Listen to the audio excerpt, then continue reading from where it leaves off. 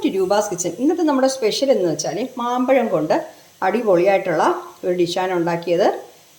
കണ്ടോ, നമ്മളിതിൽ വെള്ളമൊന്നും ചേർത്തിട്ടില്ല.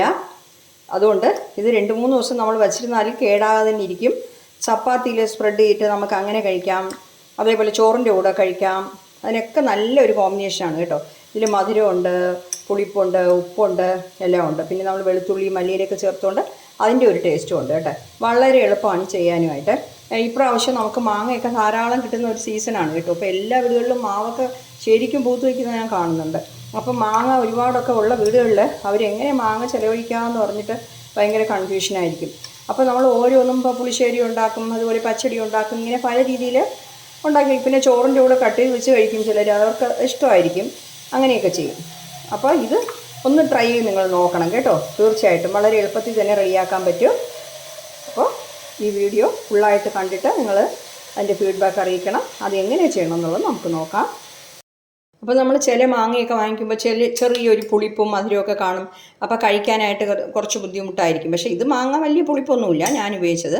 പക്ഷേ ചിലത് നമ്മൾ മാങ്ങ വാങ്ങിക്കുമ്പോൾ അങ്ങനെയൊക്കെ പറ്റാറുണ്ട്. അപ്പോൾ അതുപോലത്തെ മാങ്ങ, പിന്നെ ചില വീടുകളിൽ നിൽക്കുന്ന മാങ്ങയൊക്കെ അതുപോലത്തെ ടൈപ്പായിരിക്കും. അതുപോലത്തെ മാങ്ങയൊക്കെ ഇങ്ങനെ ചെയ്യാൻ വളരെ നല്ലതാണ് കേട്ടോ. മാമ്പഴത്തിൻ്റെ റെസിപ്പിക്ക് വേണ്ടിയിട്ട് ഞാൻ കണ്ടോ ഇതുപോലെ 2 മാമ്പഴത്തിൻ്റെ 2 സൈഡും ഇങ്ങനെ കട്ട് ചെയ്ത് വെച്ചിരിക്കുകയാണേ. ഇപ്പോൾ ഇത് വന്നിട്ട് നമുക്ക് ചെയ്യാൻ തുടങ്ങാം. നല്ല ടേസ്റ്റ് ആയിരിക്കും കേട്ടോ ഇങ്ങനെ ചെയ്യുമ്പോൾ. അപ്പോൾ അതിനായിട്ട് ഞാൻ പാൻ ചൂടാക്കാൻ വെച്ചിട്ടുണ്ട്. അത് നമുക്ക് കുറച്ചെണ്ണ, ഒരു 2 ടേബിൾ സ്പൂണൊക്കെ മതി കേട്ടോ, ചേർത്ത് കൊടുക്കാം. എണ്ണ ഒന്ന് ചൂടായിക്കോട്ടെ.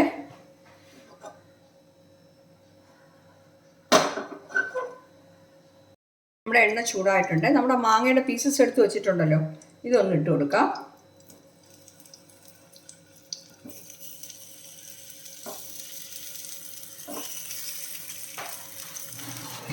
ഇതിൻ്റെ കൂടെ നമ്മൾ ഒരു തക്കാളി കട്ട് ചെയ്ത് വെച്ചിട്ടുണ്ട്, അതും കൂടെ ഇതിൻ്റെ കൂടെ ഇട്ട് കൊടുക്കുന്നു.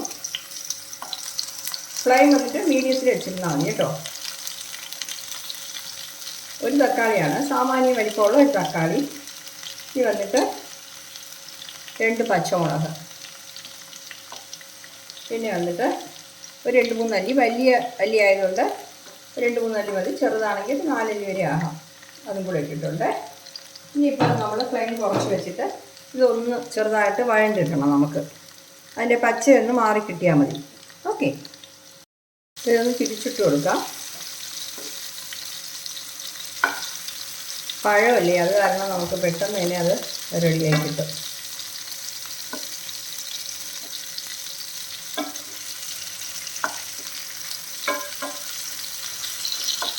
തക്കാളി അതുപോലെ തന്നെ മറച്ചിട്ടേക്കാം.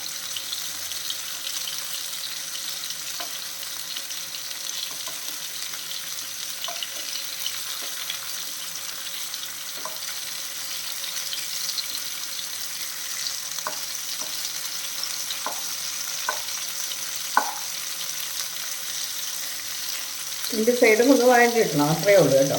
തീരെ അങ്ങ് വഴറ്റണമെന്നൊന്നുമില്ല. പച്ചമുളകും വെളുത്തുള്ളിയൊക്കെ അതിൽ കിടന്ന് തന്നെ റെഡി ആയിക്കോളും.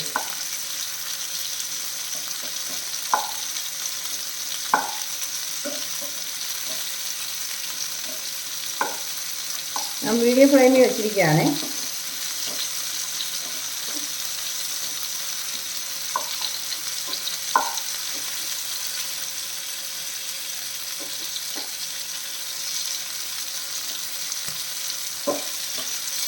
റെഡി ആവട്ടെ, ഒരു 2 മിനിറ്റ് കൂടെ കിടക്കട്ടെ. ഈ മാമ്പഴം നമുക്ക് ഒന്നുകൂടെ മറച്ചിട്ട് കൊടുക്കാം. ഈ സൈഡ് നല്ലപോലെ ആയിട്ടുണ്ട്. 1 മിനിറ്റ് കൂടെ ഇട്ടിരുന്നാൽ മതി.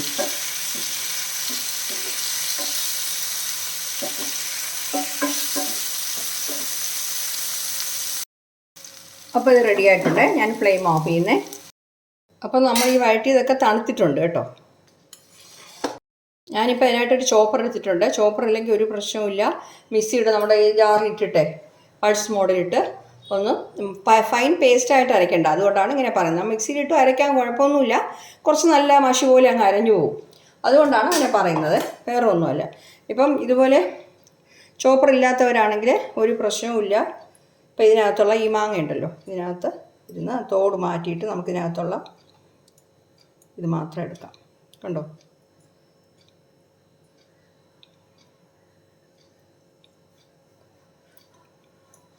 അപ്പോൾ ഇതുപോലെ ബാക്കിയുള്ള പീസസ് ഞാൻ ഇതുപോലെ തന്നെ എടുത്തേക്കാം കേട്ടോ. അപ്പോൾ കണ്ടോ, ഞാൻ ആ 4 പീസിൻ്റെയും അകത്തുള്ള ഫ്ലഷൊക്കെ എടുത്ത് അതിലിട്ടിട്ടുണ്ട്. ഇതിനിപ്പോൾ നമുക്ക് വേണ്ട.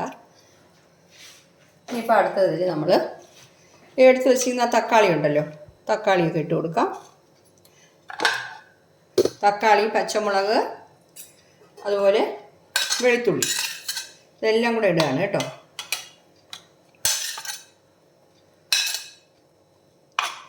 പുതിയൊരു ടൈപ്പ് കറിയാണ് കേട്ടോ. തീർച്ചയായിട്ടും നിങ്ങളൊന്ന് ട്രൈ ചെയ്ത് നോക്കണം, നല്ല ടേസ്റ്റായിരിക്കും. ഇതിൻ്റെ കൂടെ ഞാൻ കുറച്ച് മല്ലിയിലയും കൂടെ ചേർക്കുന്നു. മല്ലിയില കുറച്ച് കൂടുതൽ ചേർത്താലും കുഴപ്പമൊന്നുമില്ല കേട്ടോ. ശകലം ഉപ്പും കൂടെ ചേർത്തേക്കാം. ഉപ്പ് കുറച്ച് ചേർത്താൽ മതി, നോക്കിയിട്ട് വേണമെങ്കിൽ നമുക്ക് പിന്നെ ചേർത്തോളാം കേട്ടോ. എപ്പോഴും ഉപ്പ് ശ്രദ്ധിച്ച് ചേർക്കുന്നതാണ് നല്ലത്. മുടി വെച്ചിട്ട് ചോപ്പ് ചെയ്തേക്കാം.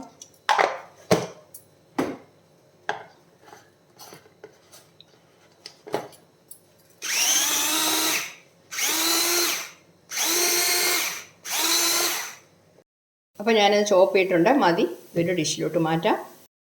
അപ്പോൾ കണ്ടോ, നമ്മുടെ കറി സൂപ്പറായിട്ട് ഇട്ടിട്ട്. ഇതെന്തറിയാമോ? മധുരം, എരിവ്, തക്കാളിയുടെ പുളിപ്പ്, ഉപ്പ് എല്ലാം ഉണ്ട് കേട്ടോ. അങ്ങനെ ചേർന്ന ഒരു കറിയാണ്. വളരെ എളുപ്പത്തിൽ തന്നെ ചെയ്യാൻ പറ്റും. അതുകൊണ്ട് എല്ലാവരും ഇതുപോലെ ട്രൈ ചെയ്ത് നോക്കണം കേട്ടോ. ഇത് ചപ്പാത്തിയുടെ കൂടെ കഴിക്കാം, ചോറിലിട്ട് മിക്സ് ചെയ്ത് കഴിക്കാം, സൈഡ് ഡിഷായിട്ടും കഴിക്കാം. എല്ലാ രീതിയിലും കഴിച്ചാലും നല്ല ടേസ്റ്റാണ്. ഞാനിട്ട ഉപ്പ് കറക്റ്റായിട്ടുണ്ടായിരുന്നേ. അപ്പോൾ തീർച്ചയായിട്ടും നിങ്ങളൊന്ന് ട്രൈ ചെയ്ത് നോക്കിയിട്ട് നിങ്ങളുടെ ഫീഡ്ബാക്ക് അറിയിക്കണേ. അപ്പോൾ എൻ്റെ ഈ വീഡിയോ എല്ലാവർക്കും ഇഷ്ടപ്പെട്ടതാണെന്ന് വിശ്വസിക്കുന്നു. ഇഷ്ടപ്പെട്ടെങ്കിൽ എൻ്റെ ചാനൽ ഇതുവരെ സബ്സ്ക്രൈബ് ചെയ്തിട്ടില്ലെങ്കിൽ ദയവായി സബ്സ്ക്രൈബ് ചെയ്യാനും ലൈക്ക് ചെയ്യാനും ഷെയർ ചെയ്യാനും കമൻറ്റ് ചെയ്യാനും ഒന്നും മറന്നു പോകരുത്. അടുത്ത നല്ലൊരു റെസിപ്പിയായിട്ട് വീണ്ടും കാണാം. ഓക്കെ.